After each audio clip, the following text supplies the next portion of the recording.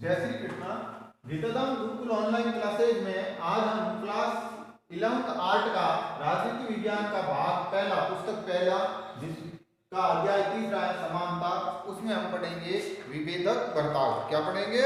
विभेदक बर्ताव। विभेदक बर्ताव में क्या है कि समानता हमेशा समान रूप से नहीं दी जा सकती है। क्या दी जा सकती हैं, अर्थात हम कभी भी समानता कर ही नहीं सकते हैं। क्या नहीं करते? समानता कर ही नहीं सकते हैं। क्यों? क्योंकि सब व्यक्तियों के साथ समान व्यवहार क्या है? सभी के साथ समान व्यवहार संभव नहीं है। क्या नहीं है? संभव नहीं है। क्यों? सभी के साथ समान व्यवहार संभव ही नहीं है। क्यों? क्योंकि सबके साथ एक जैसा व्यवहार करके हम समानता ला ही नहीं सकते हैं। भाई, अगर हम कहें कि हम एक दौड़ का आयोजन कर रहे हैं, एक रेस का आयोजन कर रहे हैं, जिसमें हम जो 10 साल तक के बच्चे भी शामिल हैं, 15 साल तक के बच्चे भी शामिल हैं। जैसे दौड़ में अगर हम करें समानता की दौड़ कि जिसमें 10 वर्ष वाले भी शामिल हैं, 15 वाले भी शामिल हैं, और 20 वाले भी शामिल हैं, और 24 वाले भी शामिल हैं, तो ये तय है कि इन दोनों के जीतने की संभावना रहेगी और इसके जीतने की संभावना नहीं के बराबर रहेगी और इनकी संभावना अधिक में रहेगी। तो ये समानता का, फिर हम कहेंगे कि आप पिछड़ गए, ये पिछड़े नहीं है, इनके साथ हमने समान व्यवहार किया ही नहीं है। तो समान व्यवहार के लिए क्या है कि 10 वर्ष तक के लिए अलग आयोजन होगा, या ठीक है, और 20 से 24 वर्ष के लिए अलग आयोजन होगा। क्या होगा? अलग आयोजन, तब इनका नंबर आएगा। अर्थात हमें समानता, उम्र में असमानता देखनी पड़ेगी। अगर इनकी दौड़ 2 किलोमीटर है तो इनको 1 किलोमीटर रखना पड़ेगा, क्योंकि ये जल्दी थक जाएंगे। तो समानता का वितरण हमेशा, समानता का वितरण या निर्धारण हमेशा 2 चीज से किया जा सकता है। व्यक्ति की एक तो क्षमता, क्या क्षमता, और दूसरी योग्यता। क्या? क्षमता और योग्यता के आधार पर जब बंटवारा होता है, क्या होता है? बंटवारा होता है तो समानता होती है। क्या होती है? समानता होती है। अगर योग्यता और है जो उसका बंटवारा नहीं है तो फिर समानता नहीं हो सकती है। तो हमें क्या करना पड़ेगा? तब हमें विभेदक बर्ताव करना पड़ेगा। क्या करना पड़ेगा? विभेदक बर्ताव करना पड़ेगा। क्या करना पड़ेगा? विभेदक बर्ताव करना पड़ेगा। विभेदक बर्ताव का अर्थ क्या है? अलग अलग असमान व्यवहार। क्या? असमान व्यवहार। कैसे? तो इसका सीधा सा नियम है, समान के साथ समान व्यवहार, और असमान के साथ असमान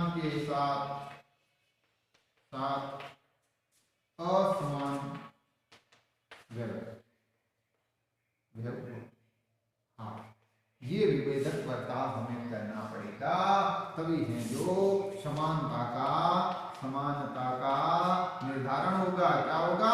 निर्धारण होगा, और समानता की विचारधारा पूर्ण होगी, नहीं तो नहीं होगी। और इसीलिए हमें समानता की जरूरत है। इन्हीं चीजों के द्वारा समानता स्थापित की जा सकती है। नियमों को एक जैसा बनाकर, क्या? नियमों को एक जैसा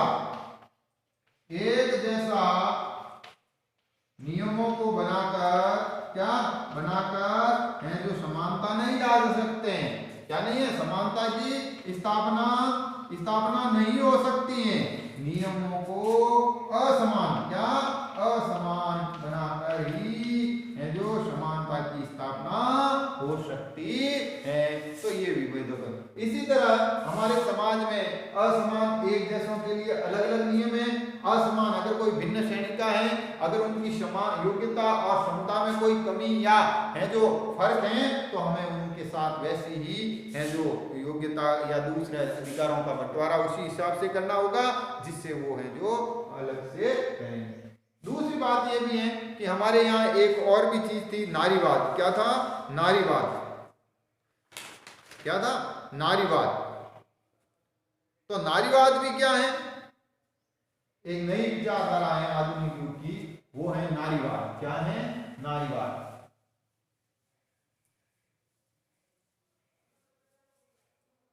क्या है? नारीवाद। नारीवाद ये आधुनिक युग की क्या है? आधुनिक युग की विचारधारा है। इसमें क्या है? नारीवाद का अर्थ है महिलाओं के प्रति सोच या फिर नजरिया। महिलाओं के प्रति सोच और नजरिया में जो बदलाव आया है यही नारीवाद कहलाता है। पहले जमाने में महिलाओं को एक सिर्फ उपभोग की वस्तु या दोयम दर्जे की है जो समानता दी जाती थी या अलग समझा जाता था। उसी तरह है जो नया विचार है नारीवाद, महिलाओं के प्रति सोचना या अपनी सोच में बदलाव लाना, ये नए युग की एक विचारधारा है। इसमें है जो ये है कि ये सबसे पहली चीज तो है पितृसत्तात्मक विचारधारा का विरोध। क्या है? विरोध। पितृसत्तात्मक विचारधारा का विरोध अर्थात पुरुष प्रधान। क्या? पुरुष प्रधान समाज का विरोध होना है कि किस तरह से पुरुष प्रधान समाज है जो, और ये हमेशा लैंगिक होता है। क्या होता है? लैंगिक। स्त्री और पुरुष। क्या? स्त्री और पुरुष के आधार पर इसका निर्धारण है। और जब तक समाज में ये लैंगिक है जो विचारधारा नहीं बदलेगी, पुरुष और महिला का अलग अलग विचारधारा नहीं मिलेगी, तो वो है जो इस तरह से इनका विकास नहीं होगा। उसी तरह हमारी समानता के कुछ विरोधी विचारक भी हैं। क्या है? समानता के कुछ विरोधी विचारक भी हैं। क्या है? विरोधी विचारक भी हैं, जिनमें पहला नाम आता है अरस्तु का। क्या है? अरस्तु का। किसका नाम आता है? अरस्तु का। अरस्तु ने कहा है कि प्रत्येक व्यक्ति की है जो बौद्धिक क्षमता। क्या? बौद्धिक क्षमता या विवेक और शारीरिक क्षमता, ठीक है, शारीरिक क्षमता समान नहीं होती है। इसलिए राज सत्ता पर या सत्ता पर केवल उन्हीं लोगों का अधिकार हो जो बलशाली हो, जो बौद्धिक रूप से सक्षम हो। ये उन लोगों का विचारधारा है जिसमें ये बताया गया है कि अलग से जो इन लोगों का समाज का भला अन्य लोगों से नहीं हो सकता है। और भी कई चीजें हैं जिसमें यह है कि एक आया था रॉल्स का। क्या आया था? कि समानता का विचार कैसे फैल सकता है, जिसमें एक विचारधारा है रॉल्स की विचारधारा। क्या है? रॉल्स ये एक अर्थशास्त्री था। क्या था? ये एक अर्थशास्त्री था और इस अर्थशास्त्री होने के नाते इसने है जो अपने अवसर की समानताओं को अलग रूप दिया था, जिसका सीधा सा है कि जॉन रॉल्स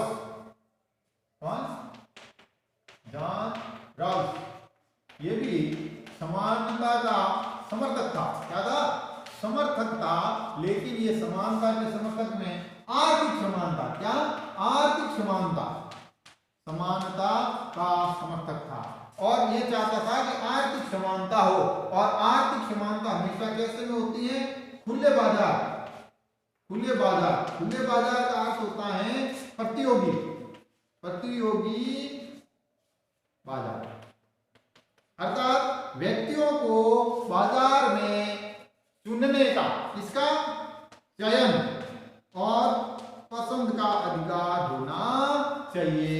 अगर उसको चयन के और पसंद का अधिकार है, तो बाजार में तरह तरह की चीजें होगी, उनमें एक कंपटीशन होगी और व्यक्ति को ये स्वतंत्रता मिलेगी कि वो अपने आप को सक्षमता के अनुसार उसका कार्य करें। तो ये है जो हमारे समानता का विचार है। हम कल इसके अन्य है जो विषय पर है जो विचार विमर्श करेंगे। धन्यवाद।